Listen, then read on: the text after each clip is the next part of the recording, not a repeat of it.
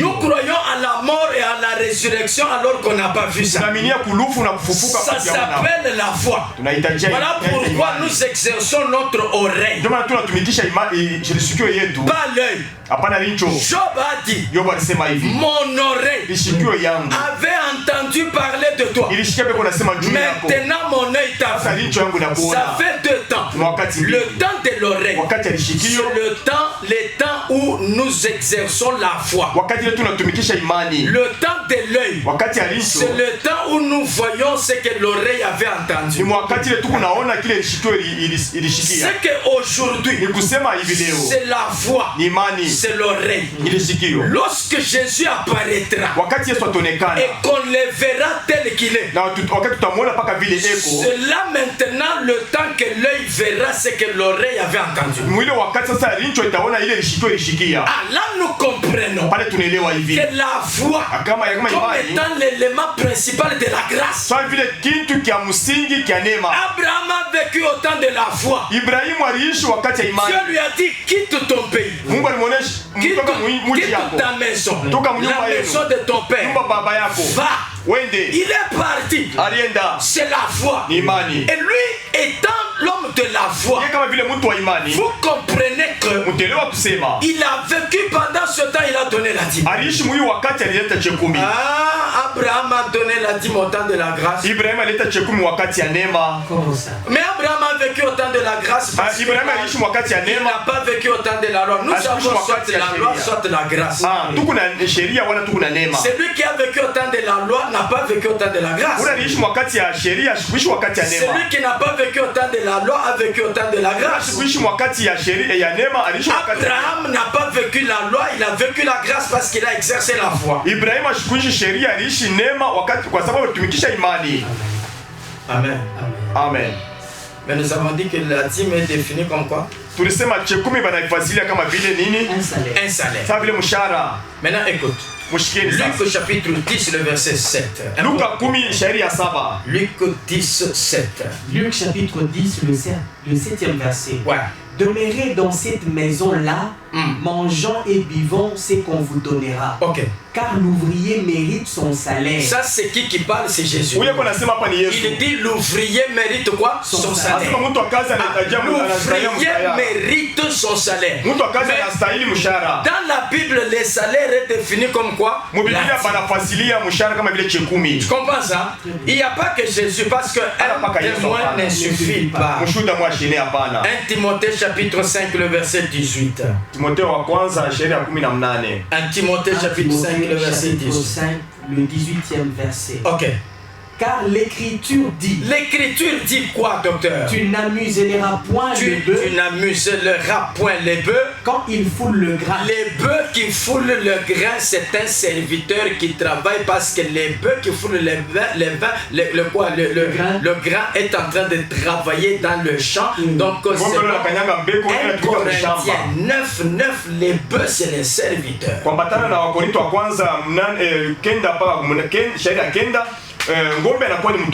Allons-y maintenant. Et l'ouvrier mérite son salaire. L'apôtre Paul répète aussi cette écriture. L'ouvrier mérite son salaire. L'ouvrier qui mérite son salaire ici, c'est la dîme qu'il reçoit. En réalité, la dîme appartenait à Dieu. Et Dieu, en donnant l'héritage aux enfants d'Israël, il y a 12 tribus. Il a partagé l'héritage entre 11 tribus. Et puis Dieu s'est pris lui-même, il s'est donné à Lévi comme étant l'héritage de Lévi. C'est ainsi qu'il dit maintenant, quand on lui amène la dîme, il faut qu'on donne ça à Lévi, parce que Lévi a reçu Dieu comme étant son héritage.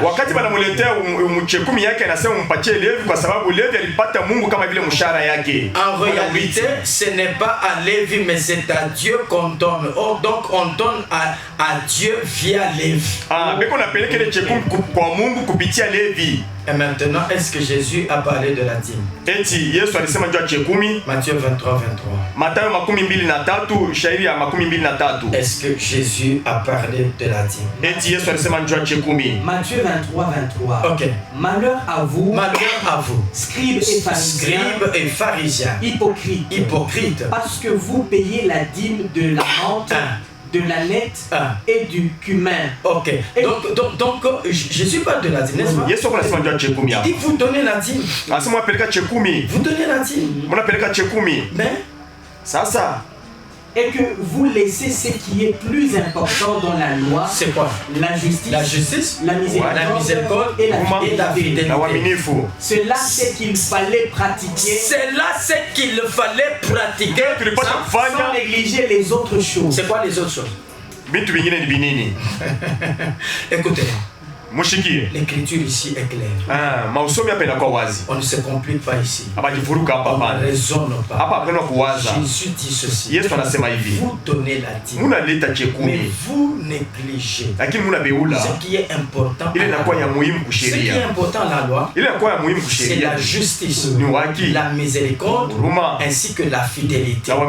Pratiquez ces choses, mais ne négligez pas aussi les autres choses.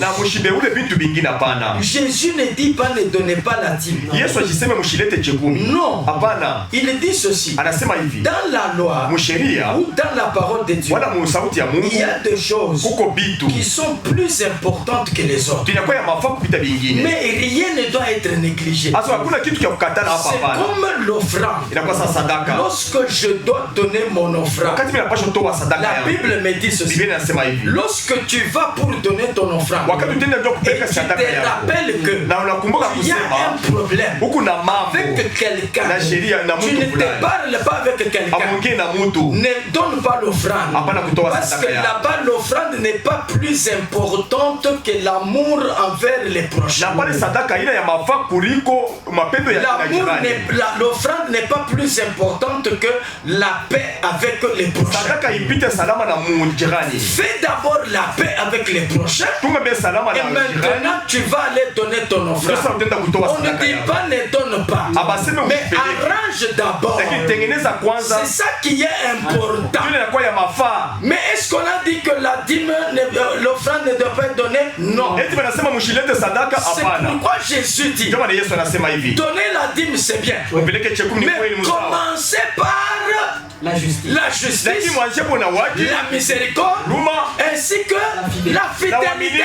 Pratiquez ça et puis ne négligez pas les autres choses. Les autres choses c'est quoi? Donnez aussi la dîme pour que la parole de Dieu soit utilisée, pratiquée dans sa totalité. Acclame Jésus. Que Dieu soit béni. Amen. Alors ça j'ai répondu. Est-ce que c'est important d'avoir un père spirituel? D'abord, peut-être je vais être lapidé après l'émission. J'ai dit d'abord que sur la terre il n'y a aucun père spirituel.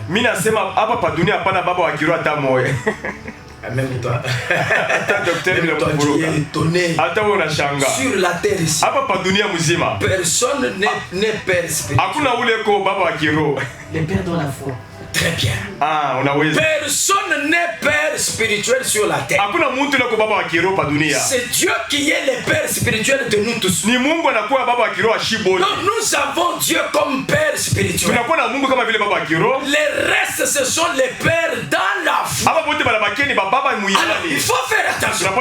Les pères spirituels c'est Dieu. Et puis quand oh mon Dieu, les pères que tu as sur la terre, celui-là c'est les pères dans la foi. C'est le père dans la foi.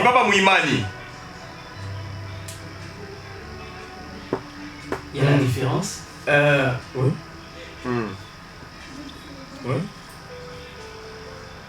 La différence c'est que le père spirituel c'est Dieu, le père dans la foi c'est un homme.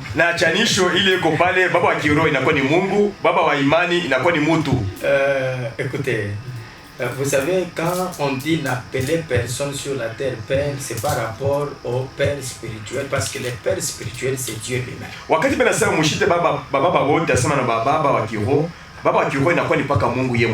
Mais maintenant, celui, en fait, le père dans, parce que nous avons les pères dans la foi, nous avons les pères dans les ministères. Les pères dans la foi, il te fait accepter Jésus comme Seigneur et Sauveur. Les pères dans la foi, il te nourrit spirituellement, il te fait croître dans les choses de Dieu. C'est lui qui t'enseigne à donner tes offrandes, à donner ta dîme, à marcher dans la sanctification, à prier, à faire de bonnes œuvres. Celui-là, c'est un père dans la foi. Mais maintenant, les pères dans le ministère, c'est celui qui t'aide à croître dans le ministère, parce que chacun de nous doit obligatoirement avoir un coach, un père. Kila mmoja wetu anahitajia kuwa na coach wake, baba mhuduma. 1 Corinthiens chapitre 4 le verset 15. Wakorintho wa kwanza shairi ya 4 sura ya 4 shairi ya 15. 1 Corinthiens chapitre 4 le verset 15. 1 Corinthiens 4 15. Oui. Car quand vous aurez 10 000 maîtres en Christ, vous n'avez cependant pas plusieurs pères. 14.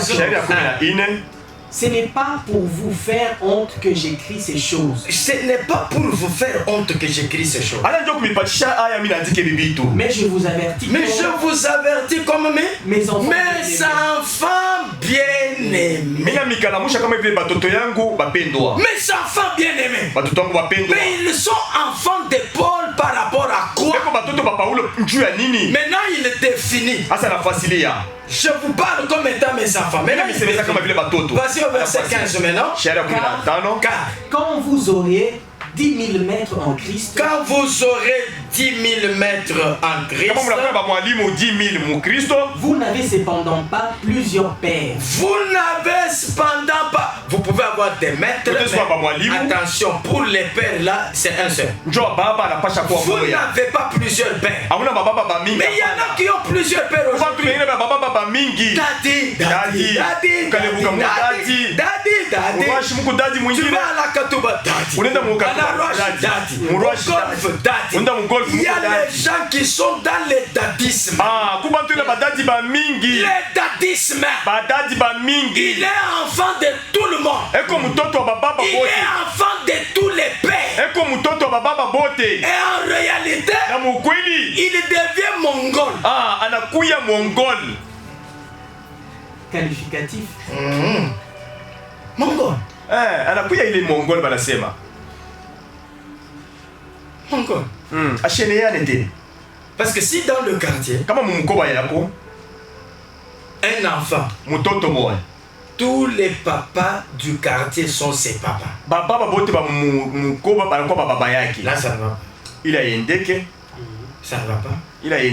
Même le père biologique, tu n'en as pas deux. Tu n'en as pas deux. Même si quelqu'un t'adopte aujourd'hui, mais tu as un père biologique. Tu vois ça? Parce qu'il y a aussi les pères adoptifs. Ce sont des catégories de pères. Les catégories de pères. Maintenant, le père dans la foi et les pères dans le ministère.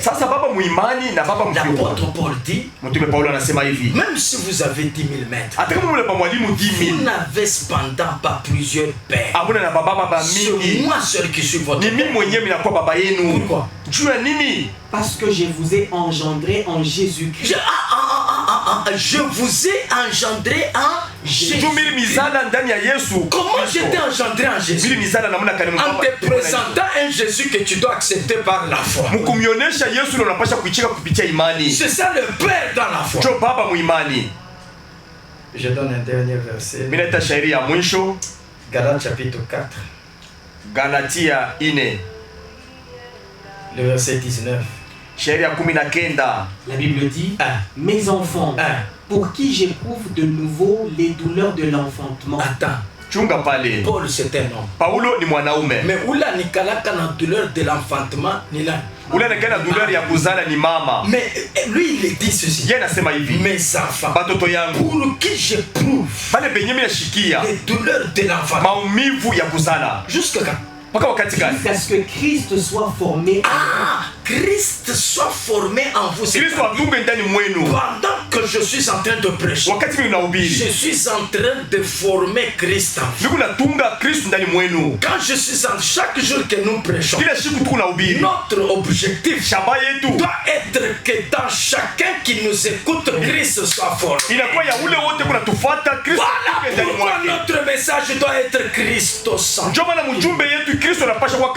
pourquoi Christ doit être au centre. Parce que nous prêchons pour que Christ soit formé en nous.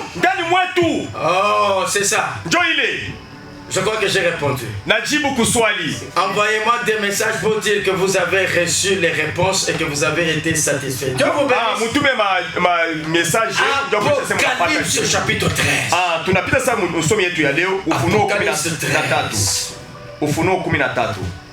La Bible dit, oui. Et il se tint sur le sable de la mer.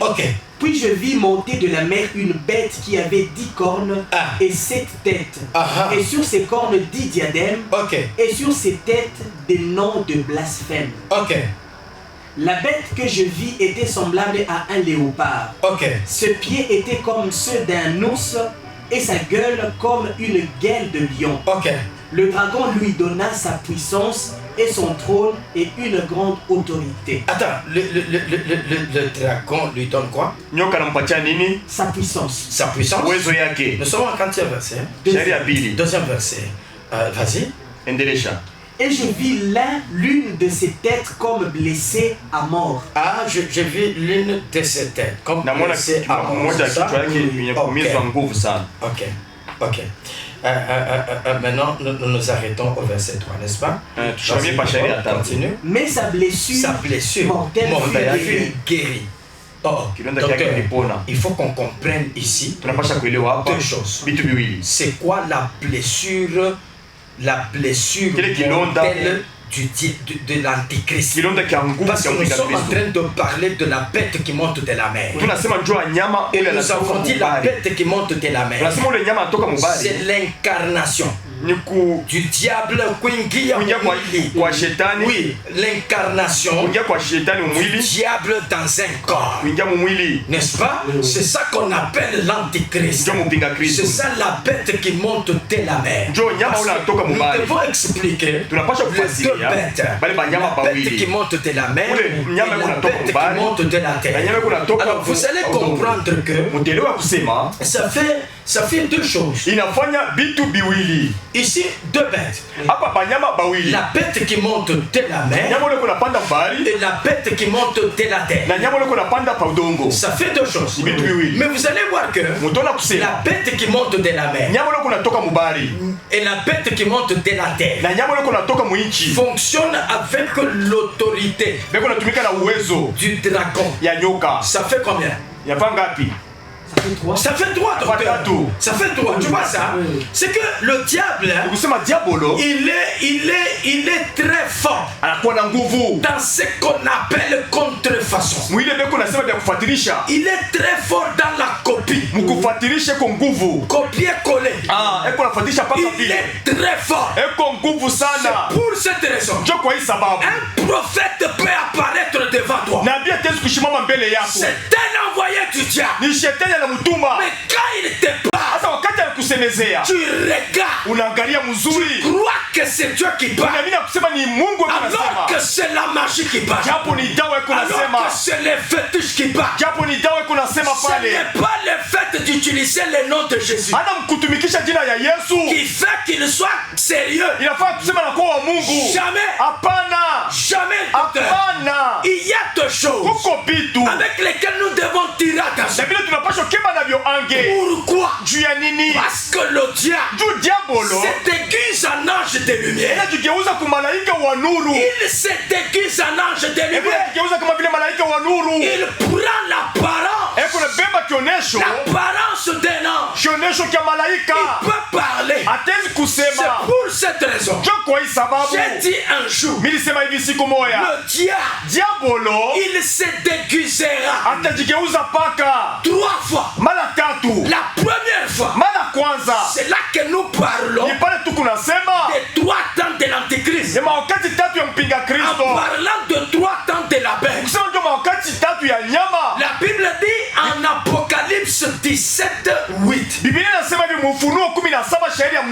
La bête que tu as vue était, elle n'est plus, et elle remontera de la mer.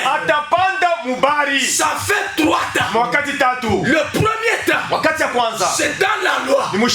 Il était là. Il a travaillé. Aujourd'hui, la Bible dit, cette bête n'est plus. Pourquoi elle n'est plus? Parce que le temps que nous traversons, c'est le temps de la grâce. Dans le temps de la grâce, Jésus est monté à la croix. Il l'a dépouillé. Quand Jésus l'a dépouillé, il l'a rendu sans force. C'est pourquoi il est là comme s'il n'est pas là.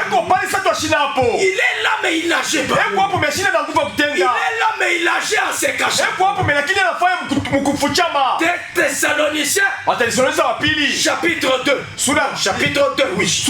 Le verset 7. La Bible dit, les mystères de l'iniquité agit déjà. Il faut seulement que celui qui les retient ait disparu. Celui qui le retient, c'est qui? C'est l'église. La présence de l'église aujourd'hui neutralise la présence de l'antéchrist. Il est là, mais il se cache. Il est là, mais il travaille en cachette. Il n'exerce pas son autorité. Mais docteur, on dit il remontera. C'est le futur. Ici, il prend aussi l'image. Il prend l'image de celui qui était, qui est et qui sert. Jésus est comment? Il est le même c'est que hier, c'est la loi. Aujourd'hui, c'est la grâce. Demain, c'est l'éternité. C'est comme ça. Il copie ça. Il copie ça. Parce que Jésus travaille dans les 3 temps. Lui aussi, il travaille dans les 3 temps. Pourquoi? Lui est appelé Christ. Mais lui on l'appelle l'antichrist. C'est que quand il travaille, c'est pour donner l'impression qu'il est Christ.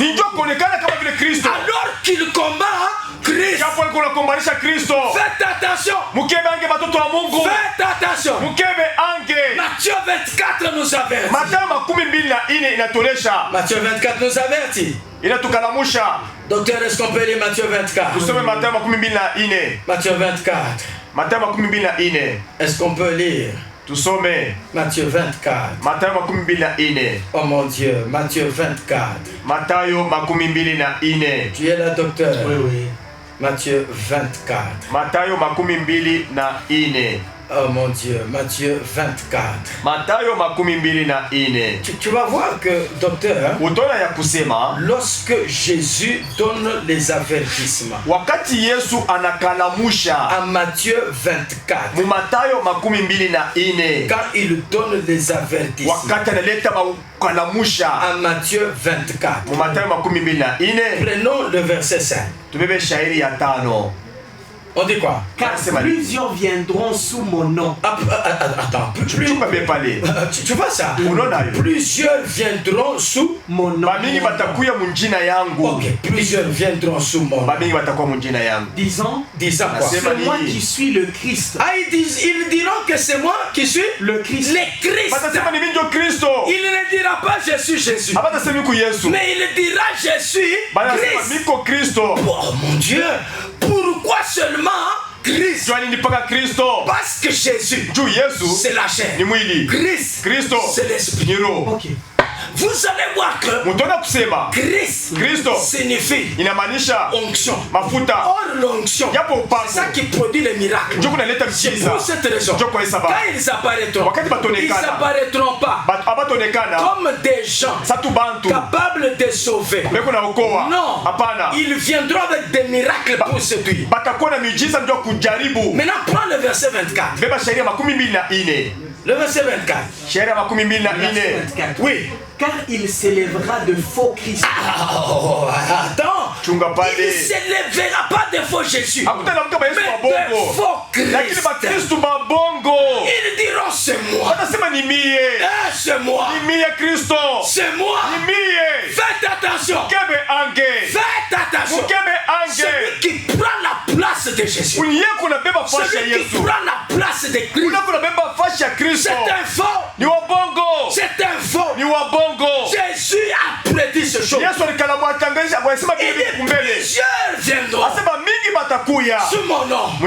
Ils diront c'est moi. C'est moi le Christ. Même lui l'antichrist. Quand il apparaîtra, il ne dira pas je suis anti. Non. Il dira c'est moi. C'est moi Christ. C'est moi Christ. Oh, c'est moi Christ. C'est moi Christ. Oh docteur, qu'est-ce qu'on dit encore? Et de faux prophètes. Ils feront de grands prodiges et des miracles. Oh mon Dieu, oh mon Dieu, écoutez, prenez votre téléphone. Vous qui avez Airtel Money, vous qui avez vu M-Pesa, l'argent va apparaître dans vos comptes.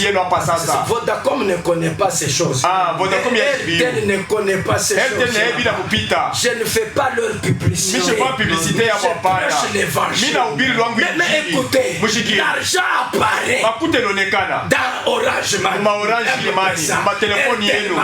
cet argent, écoutez docteur, le temps de la manne est déjà passé. L'argent apparaît dans ta poche. Mais c'est la magie ça. C'est la magie ça.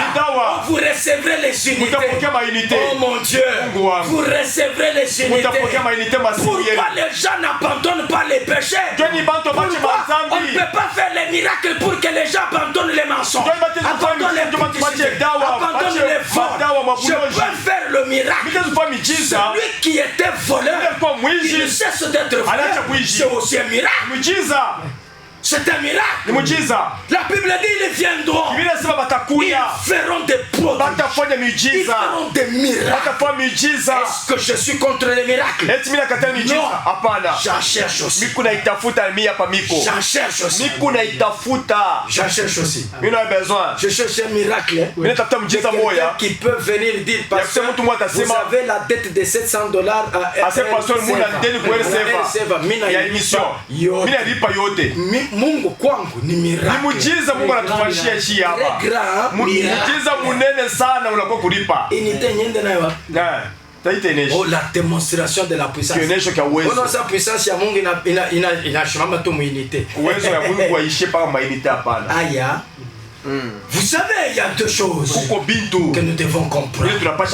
Ça, c'est qui parle? C'est Jésus. Avant de partir, il est en train d'avertir. Qu'est-ce qu'il dit encore? S'il était possible, on va faire des miracles, docteur.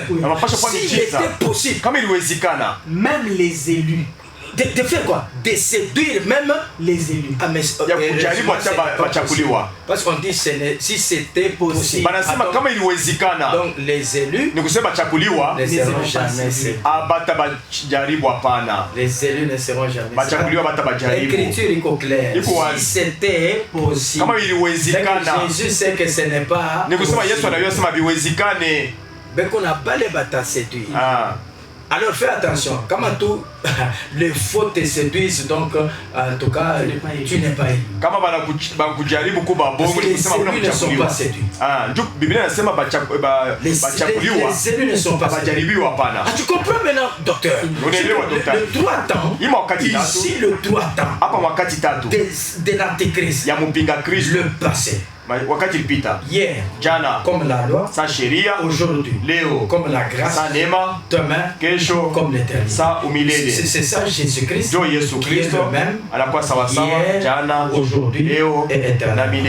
Alors tu vas voir que ce monsieur ici, cet homme ici, quand il travaille, il est dans ce qu'on appelle contrefaçon. Il est dans contrefaçon. Allons dans Apocalypse 13. Apocalypse 13.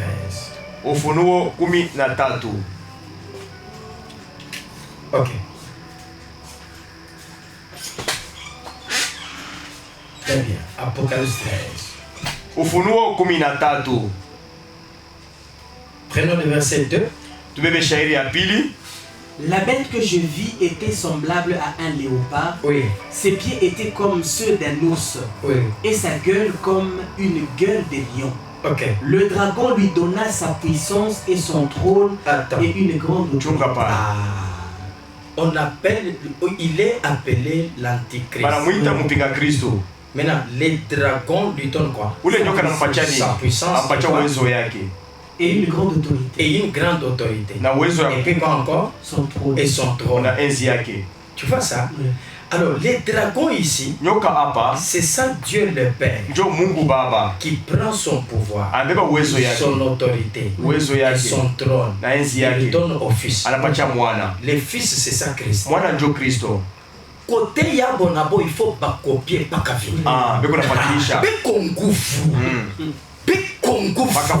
Tu comprends ça? Nous avons Dieu le Père. Le Père là, il prend son trône, il le donne à son Fils. Il prend son pouvoir, il donne à son Fils. Parce qu'en réalité, docteur, tu vas comprendre que nous avons le Père, le Fils et le Saint-Esprit. Le Père maintenant donne son pouvoir au Fils. Comme le Fils a le pouvoir, le Saint-Esprit maintenant nous pousse. Le Saint-Esprit nous pousse à adorer le Fils. Tu comprends ça? C'est le Saint-Esprit qui nous pousse à adorer le Fils. Parce que nous adorons Jésus. Tu vois ça? Nous adorons Jésus. Oh, nous adorons Jésus. Mais le verset 4 dit quoi? Et ils adorèrent le dragon parce qu'il avait donné l'autorité à la bête. Ils adorèrent la bête en disant... Tu comprends? Oui. On adore qui? La bête. On adore la bête. Pourquoi on adore la bête? Parce que le dragon a donné son autorité à la bête. Pourquoi on adore Jésus? Parce que le Père a donné son autorité à Jésus. À Matthieu. À Matthieu. Prenons ça, Matthieu 28, ça existe, c'est ça? Oui. Matthieu 28. C'est le dernier verset. C'est le dernier verset. Et enseignez-leur à observer. Matthieu 28. Matthieu 28.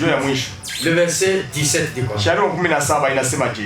Quand ils le virent, ils se prosternèrent devant lui, mais quelques-uns eurent de doutes.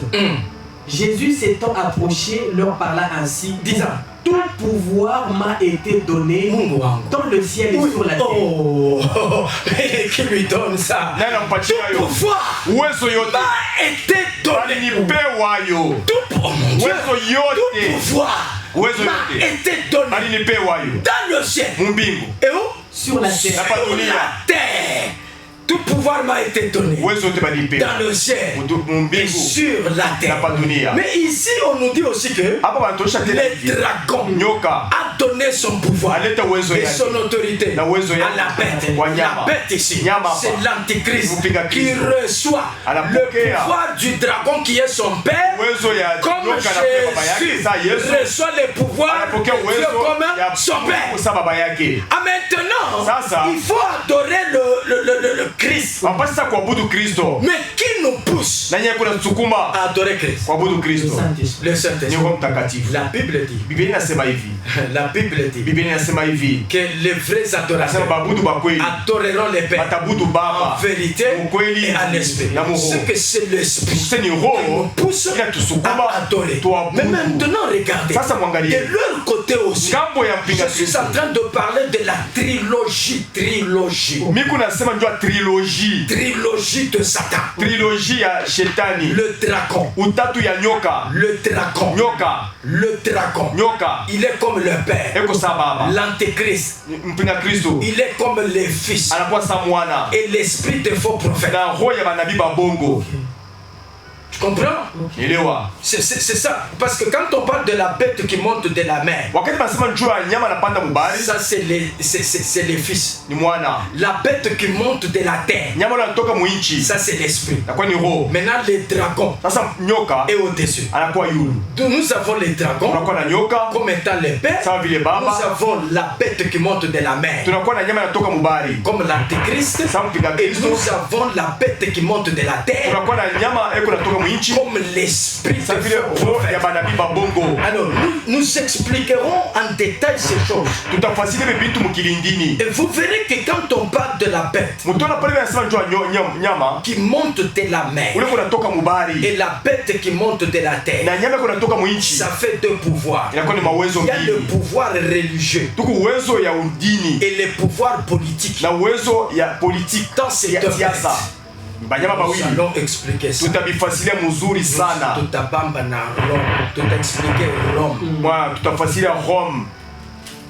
Si Dieu fait grâce. Kama Mungu atufanyisha neema. On va expliquer tutafasilia. On va expliquer la statue de Nebuchadnezzar. Tutafasilia ule sanamu wa Nebukadnezar qui avait autant de parties. Ule alikuwa na vipande vya mingi. Vous voyez maintenant ça? Unaona ile? Ici, on nous parle de quoi? De l'adoration. On dit qu'ils adoraient la bête. En disant quoi? Qui est semblable à la bête? Qui est semblable à toi, Jésus? Qui est semblable à toi, Jésus? Oh, bien-aimé. Bien, est-ce que tu comprends? Tu comprends comment la parole cache les choses? Comme nous adorons. En disant qui est semblable à toi? Qui est semblable à toi? Il n'est comme Jésus. Si. Ils sont en train de dire la même chose. Qui est semblable à la bête et qui peut combattre contre elle. Oh, docteur.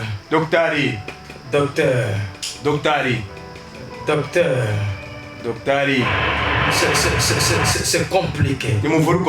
C'est pour cette raison. Il y a des hommes qui adoreront l'antichrist croyant que c'est Christ. Mais écoute, l'adoration n'appartient qu'à Dieu. L'adoration n'appartient qu'à Dieu. Quand je dis ça, ce n'est pas moi. Quand je dis ça, c'est pas moi. Est-ce que nous pouvons prendre Apocalypse toujours? Apocalypse toujours. Oh mon Dieu.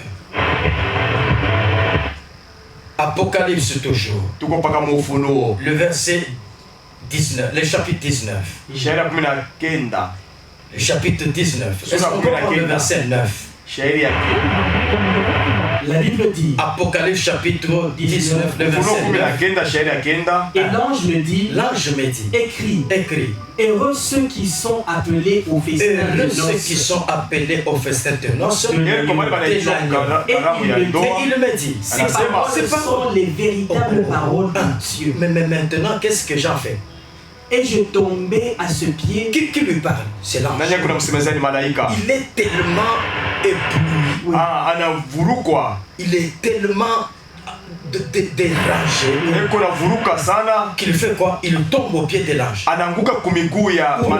pour l'adorer. Mais l'ange, il me dit, l'ange me dit quoi? Garde-toi de me faire. Ne m'adore pas moi. Ne m'adore pas moi. Moi, la loi, l'adoration n'appartient pas aux anges. Jamais. Ne m'adore pas. Mais fais quoi? Je suis ton compagnon de service. Moi, je suis comme toi. Ne fais quoi? Et celui de tes frères qui fait quoi? Témoignage. Adore Dieu. Adore Dieu. Adore Dieu. Car le témoignage de Jésus est l'esprit de la prophétie. Adore Dieu. Adore Dieu. Adore Dieu. L'adoration appartient à Jésus. Et vous allez voir que la bête est adorée. La bête est adorée. Parce qu'elle sera confondue. Elle sera confondue. C'est au verset 4, n'est-ce pas? Chapitre 13. C'est au verset 4, n'est-ce pas? Le verset 4, qu'est-ce qu'on dit? Ils adorèrent le dragon, oui, parce qu'il avait donné l'autorité à la bête. Oui. Ils adorèrent la bête en disant, oui, qui est semblable à la bête et qui peut combattre contre elle? Qui peut combattre contre elle? Qui peut combattre contre elle? Ici,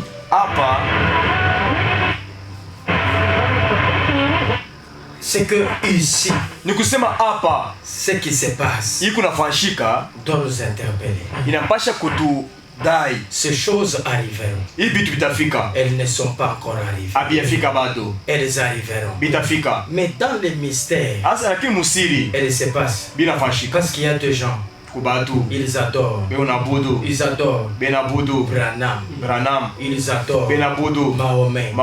Ils adorent. En adorant ça, ils sont en train de tomber dans la fausse adoration. Ils tombent dans la fausse adoration. Il n'y a que Jésus qui doit être adoré. En dehors de Jésus, il n'y a plus d'adoration. Toute autre adoration faite en dehors de Jésus, c'est une fausse adoration. C'est une fausse adoration. Tu vois ça, docteur? Une fausse adoration. Une fausse adoration. Mais maintenant, on nous dit ceci. Que la bête avait combien de têtes? Nous sommes au verset 2. Au verset 2. La bête que j'avais était semblable à un léopard. Ses pieds étaient comme ceux d'un ours et sa gueule comme une gueule de lion. Le dragon lui donna sa puissance, son trône et une grande autorité. Les dragons lui donnant sa puissance. Mais attends, la bête que j'ai vue semblable à un léopard. Ses pieds étaient comme ceux d'un ours et sa gueule comme une gueule de lion. Le dragon lui donna sa puissance.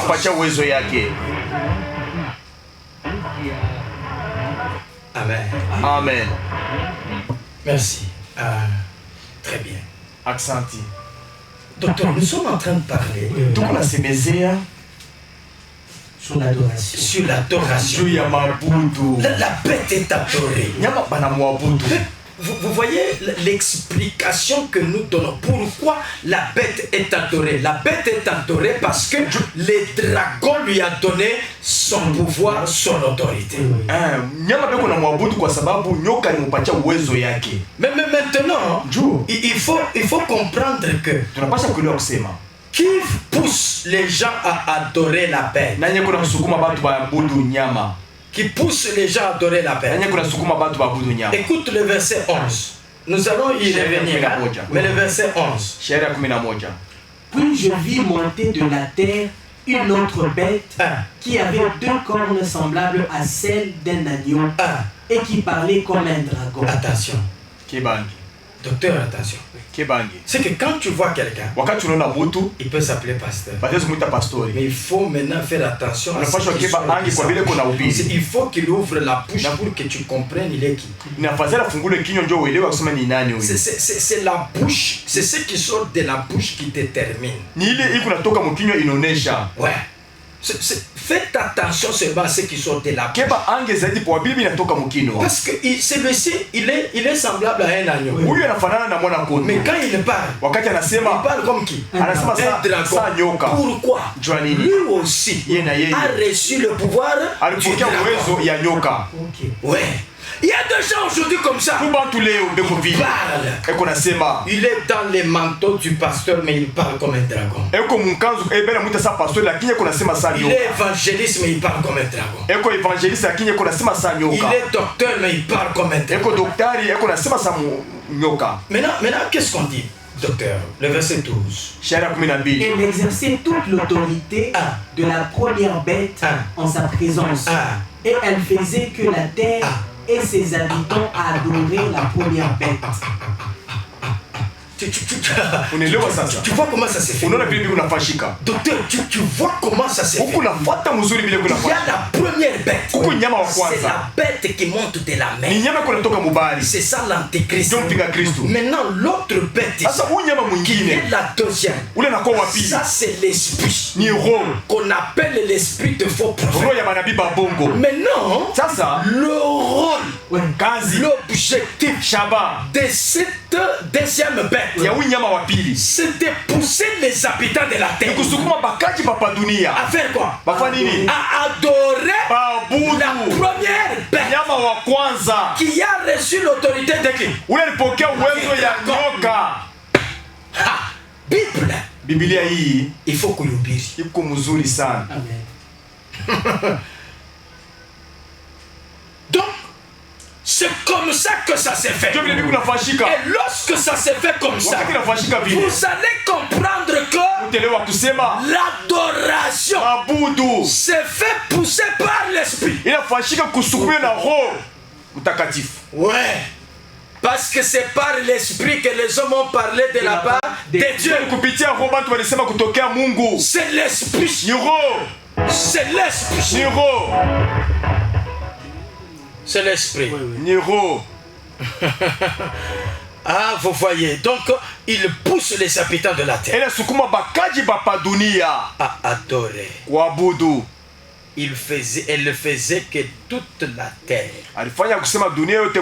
et ses habitants. Fasse quoi, docteur? Et ses habitants adorent la première bête. Adorent la première bête. Dont la blessure mortelle avait été guérie. La blessure mortelle avait été guérie. La blessure mortelle avait été guérie. Mais attention, cette blessure, c'est quoi? Cette guérison, c'est quoi? Docteur, tu vas être édifié. Tu vas beaucoup aimer ça. C'est quoi la guérison? Donc, ici d'abord la blessure. Où antichrist, par mon blessé, parce qu'on dit sa blessure fut guérie. Donc ici nous avons la blessure et la guérison de la blessure. Ça fait deux choses. Et nous devons expliquer ces choses. Mais avant d'expliquer ces choses, voyons la description de cette bête. Prends 13:1. Et il s'étend sur le sable de la mer. Puis je vis monter de la mer une bête qui avait 10 cornes. Attends, il avait 10 cornes. Il avait 10 cornes. Et puis combien? Et 7 têtes. Et 7 têtes. Et puis combien? Et sur ses cornes 10 diadèmes. Ok. Et sur ses têtes des noms de blasphème. Ah, très bien. Ici, la bête a 10 cornes. 10 veut dire la totalité. Mais la corne ici, c'est le roi. Quand on parle de 10 cornes, on parle des rois. Les 10 cornes ne veut pas dire 10 rois, mais c'est la totalité des rois de la terre. Parce que souviens-toi que Dieu, pour même... Oh mon Dieu. Dieu résume tous les saints. Non, Dieu résume. Il résume tous les saints. Il les prend en nombre 10. Nous avons combien de vierges? 10 vierges, c'est la totalité de tous ceux qui seront sauvés. La totalité de tous ceux qui seront sauvés. C'est ça, 10 vierges. Tu vois ça?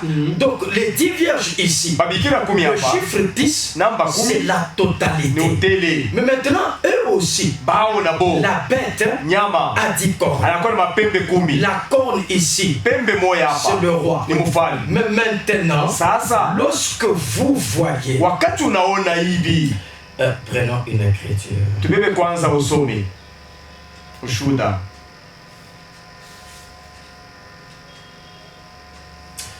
Daniel chapitre 9. Daniel Kenda. Daniel chapitre 9, le verset 27. Daniel Kenda, chérie makumi mbili na saba. La Bible dit. Attends. Allons en Apocalypse. 17. 17. Apocalypse 17, le verset 12. Les 10 cornes que tu as vues sont 10 rois. Docteur. Les 10 cornes que tu as vues.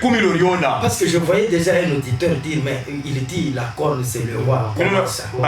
Tu as les cornes que tu as vues sont 10 rois qui n'ont pas encore reçu. Ça suffit déjà, je voulais juste définir la corne comme le roi. Maintenant, rentrons au chapitre 13. La bête avait combien de cornes? 10 cornes. 10 cornes. Tu vois ça? Alors, nous disons que les 10 cornes, c'est quoi? 10 rois. 10 rois. Mais les chiffres 10 ici, c'est quoi? La totalité des rois de la terre. Ces rois-là de la terre sont les rois qui feront l'alliance avec l'Antichrist dans la dernière semaine. C'est ça maintenant Daniel 9, 27. Daniel 9, 27. Daniel chapitre 9, le verset 27. Le 27e verset. Ok. Il fera une solide alliance avec plusieurs. Il le fera, c'est lui l'Antéchrist. Il fera une solide alliance avec plusieurs. C'est que quand il apparaîtra, l'Antéchrist, après l'enlèvement de l'Église, les rois de la terre, parce que même quand Jésus viendra, c'est pour frapper. Et l'Antéchrist est le roi de la terre. Bataria. Amen. Mais maintenant, écoute.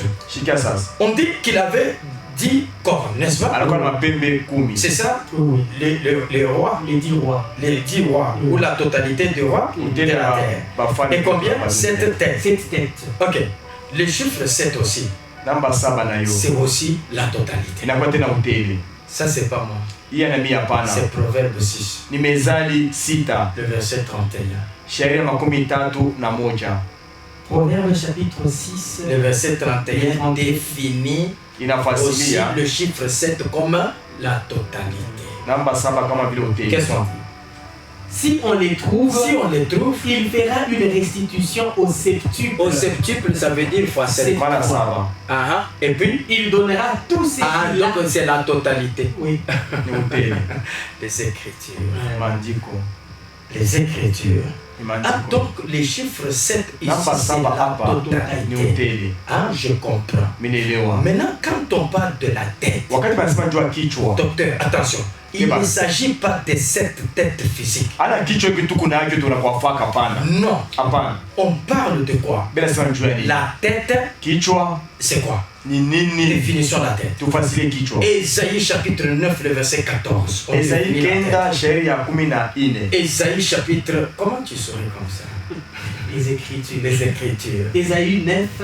La Bible, il faut marcher dedans. Ouais. Il faut voyager dans la Bible. Le chapitre 14. L'ancien et le magistrat, c'est la tête. L'ancien et le magistrat, c'est la tête. Quand on voit les magistrats, c'est le pouvoir. Oui. Donc c'est ça la tête. Donc la tête égale le pouvoir. Même lorsqu'on dit, le talon doit écraser la tête. Je vais expliquer ça le mardi prochain. Parce que mardi prochain, nous restons avec une tête. La blessure mortelle. 2. La guérison. Que les gens ne ratent pas ça. Ils vont comprendre comment l'antéchrist copie Christ à 100%. Et Dieu vous bénisse abondamment. Vous suivez cette émission en rediffusion. De 20h jusqu'à 21h. Ce soir, ne t'absente pas. Viens, on va jubiler. J'étais en train de parler le dimanche des 3 récompenses de l'église de Pergame. La première récompense, Apocalypse chapitre 2, le verset 17. Apocalypse 2, 17. La première récompense, la manne cachée. La deuxième récompense, le caillou blanc. La troisième récompense, le nom nouveau, que personne n'a jamais lu, si ce n'est que celui qui les reçoit. Alors ce soir, nous serons en train de nager dans ces choses pour notre édification. Philaos, coin chaussée de cassé. Tu rentres sur Philaos. La deuxième barrière à droite, ministère international camp des refuges. Tu as un numéro de quelqu'un, un numéro WhatsApp. Tu veux recevoir régulièrement nos émissions, nos prédications, nos enseignements. Tu envoies ton numéro WhatsApp. Nous t'inserons. Invite même les amis sur ce groupe-là WhatsApp, mieux tu sois. Ne sois pas chiche avec la connaissance. Du reste, envoyez-nous l'argent. Nous payer des émissions. Que Dieu vous bénisse. Shalom.